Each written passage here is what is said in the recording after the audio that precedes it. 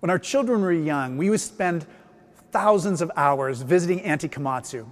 Auntie Komatsu was my wife's great aunt, and her house was filled with tons of little crazy little knickknacks. It was like a kind of heaven for small children. They were so interested in all the things she had there.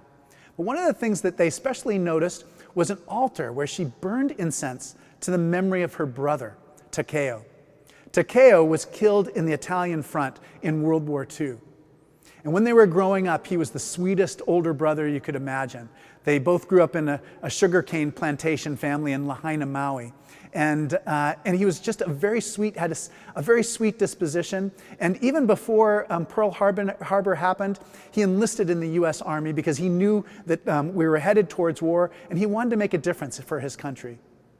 He was somebody who made a sacrifice so that other people could live and be free.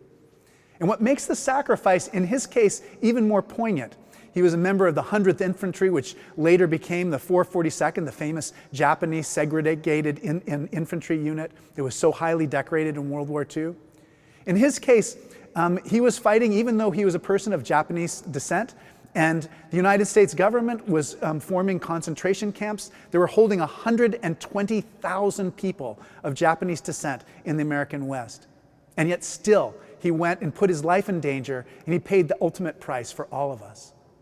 It is so important on Veterans Day for us to remember all the people who passed before us and who sacrificed their lives in one way or another. Some of them are still with us, some of them have passed on, because they believed so much in the importance of freedom, so much in the importance of the democracy that we believe in, so much in this idea that every single person, every soul has an innate human dignity, and allowing us to create a kind of society where that every person is valued.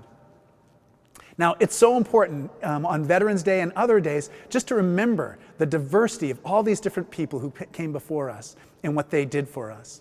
And I have a poem, especially today, from the poet-priest Gerard Manley Hopkins. And it's about the beauty of unique, unusual, the odd, the unexpected. And it's a poem called Pied Beauty. And it goes like this.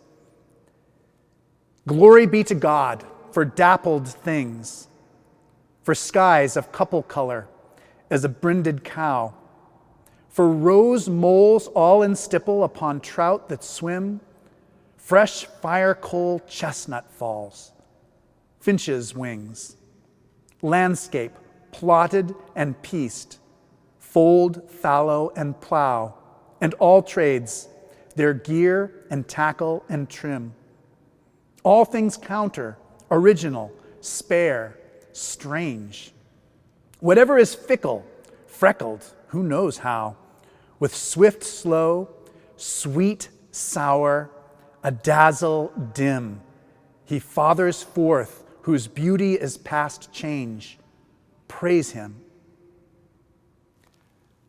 My name is Malcolm Clemens Young. I'm the Dean of Grace Cathedral in San Francisco, California, and thank you very much for watching More Good News.